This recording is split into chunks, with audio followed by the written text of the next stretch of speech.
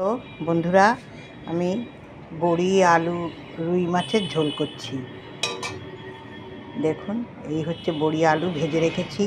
মাছগুলো একটু নুন হলুদ তেল মাখিয়ে একটু ম্যারিনেট করে রাখবেন, তারপরে মাছগুলো ভেজে নেবেন। ভেজে নিয়ে এই রেখে দিয়েছি বড়ি। এখানে আলু ভেজেছি, এই আলু ভাজা ভেজে রেখেছি। এবারে এটাকে চাপিয়ে দেব। এবারে এটা চাপাবো। ফোড়ন দিলাম, 5 ফোড়ন,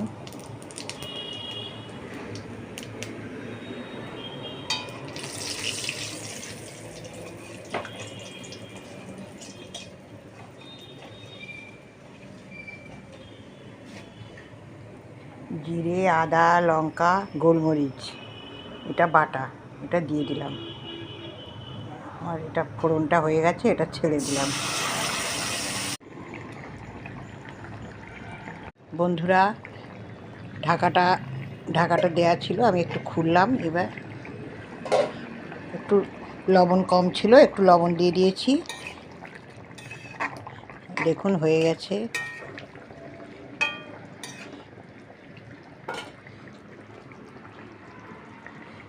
একটু ধনেপাতা দিয়ে দিলাম, কাঁচা লঙ্কার চিরা একটু দিয়ে দিলাম।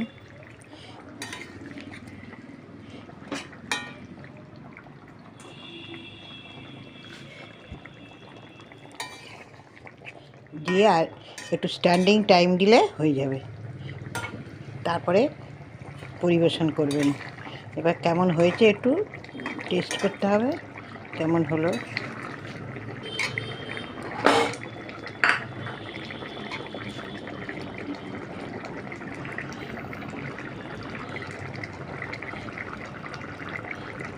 বন্ধুরা, এই ঢাকাটা খুললাম, দেখুন ফুটে গেছে। আমি এখন মাছটা ছেড়ে দিচ্ছি।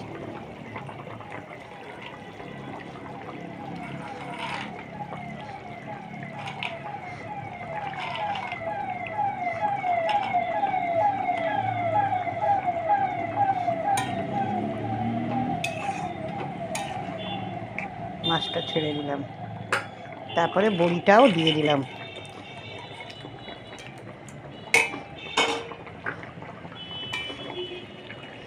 দিয়ে এবারে 10 মিনিটের জন্য ঢাকা দেব। তারপর টেস্ট করব কেমন হলো।